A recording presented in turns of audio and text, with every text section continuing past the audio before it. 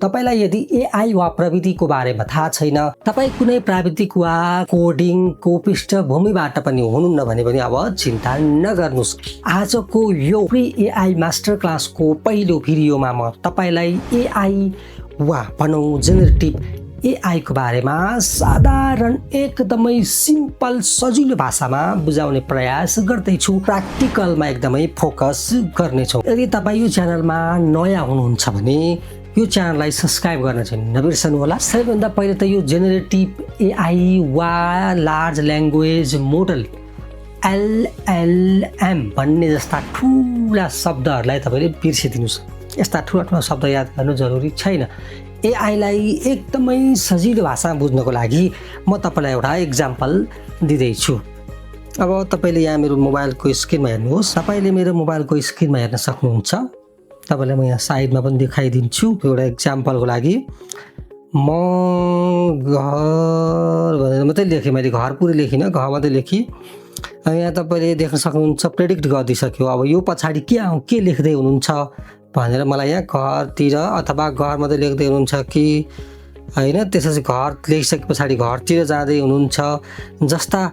अब यो शब्दपछि के शब्द लेख्दै हुनुहुन्छ भन्ने प्रेडिक्ट, अनुमान, अगाडिको शब्द अनुमान गर्ने प्रणाली हाम्रो मोबाइलमा हुन्छ। त्यसलाई हामी के भन्छौँ? त्यसलाई हामी भन्छौँ प्रेडिक्टिभ टेक्स्ट। मोबाइलमा प्राय हरेक स्क्रिप्ट मोबाइलहरूमा प्रेडिक्टिभ टेक्स्ट त हामीले देखेकै छौँ, यो त हामीलाई थाहै छ नि हो।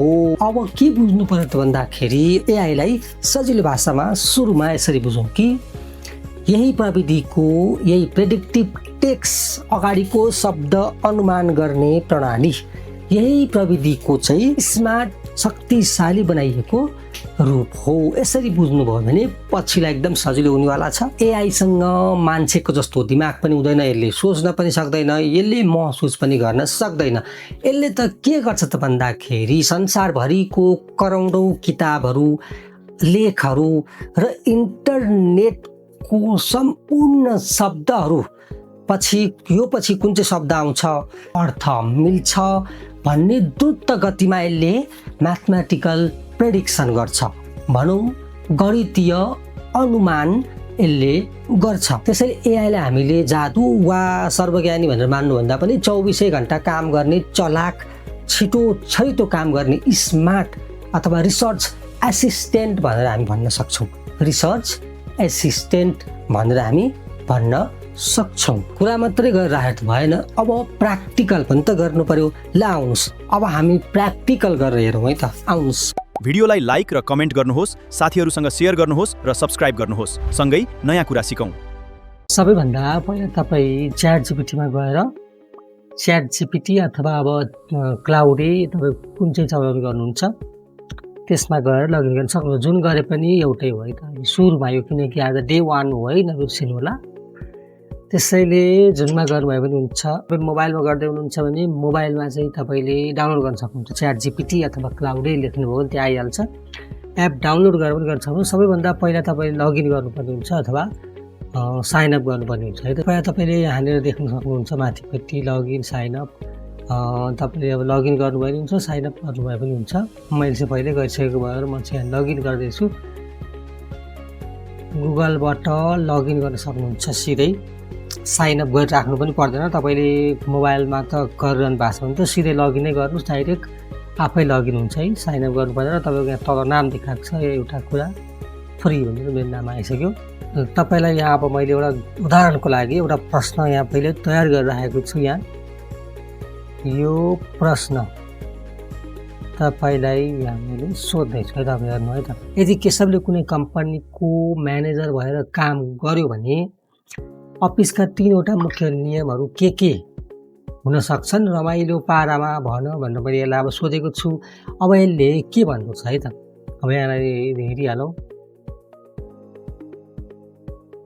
ल हेर्नुहोस् यसले कति रमाइलो पारामा जवाब थियो नि। हेर्नुहोस् त यहाँ, यदि केशव कुनै कम्पनीको म्यानेजर भयो भने अफिसमा यस्तो रमाइलो नियमहरू हुन सक्छन् भनेर यहाँ सर यसले एकदमै राम्रो उत्तर दियो नि। यो भयो नेपाली अक्षरबाट। अब चाहिँ इङ्ग्लिस वर्डबाट नेपालीमा कसरी सोध्यो भने कसरी जवाब दिन्छ त्यो पनि एकचोटि देखाउँछु है त। हेर्नुहोस् है। अथवा भनौँ किचनबाट 10 मिनेटमा बनाउन सकिने खानेकुराको आइडिया दियो। भनेर मैले यहाँ लेखेँ। अब मैले यहाँ सोधेँ किचनबाट 10 मिनटमा बनाउन सकिने आइडियाहरू सोधेँ। ल हेर्नुहोस् त यसले मलाई फोटोसहित दिएको छ। हेर्नुहोस् त कति रमाइलो छ। 10 मिनटभित्रै घरको भान्सामा बनाउन सकिने सजिलो र स्वादिलो आइडियाहरू भनेर थियो। हेर्नुहोस् त। अब पालो तपाईँहरूको। तपाईँले पनि यस्तै प्रश्नहरू सोधेर हेर्नु होला है त। र के जवाफ आयो, कस्तो खालको प्रश्न सोध्नुभयो त्यो चाहिँ मलाई तल कमेन्टमा भन्नु होला। डे 2 को भिडियोमा तपाईँहरूसँग म CTC फर्मुलाको बारेमा बताउन जाँदैछु। CTC फर्मुला जान्नुभयो भने तपाईँले एकदमै 100% राइट एन्सर र आफूले चाहेको जस्तो 100% नै पाउन सक्नुहुन्छ एआईबाट। अहिले त मैले तपाईँलाई बेसिक सिम्पल तरिकाले जुनसुकै भाषामा पनि प्रश्न सोध्यो भने यसले उत्तर दिन्छ भनेर देखाइदिए। तर पनि यसले कहीँ न कहीँ कतै न कतै बिगार्ने गलत उत्तरहरू दिने सम्भावना रहन्छ। तर अब डे 2 मा तपाईँलाई मैले सिकाउन आँटेको त्यसको लागि के हो त CTC भनेको भनेर जान्नको लागि चाहिँ तपाईँले डे 2 भिडियो हेर्नुपर्ने हुन्छ। म हो कृष्ण। आजको लागि यति नै। हाम्रो एउटा कुरा युट्युब च्यानललाई सब्स्क्राइब गर्न नबिर्सनु होला। हवस् त, नमस्ते। एउटा कुरामा तपाईलाई स्वागत छ। भिडियोलाई लाइक र कमेन्ट गर्नुहोस्, साथीहरूसँग सेयर गर्नुहोस् र सब्स्क्राइब गर्नुहोस्। सँगै नयाँ कुरा सिकौं।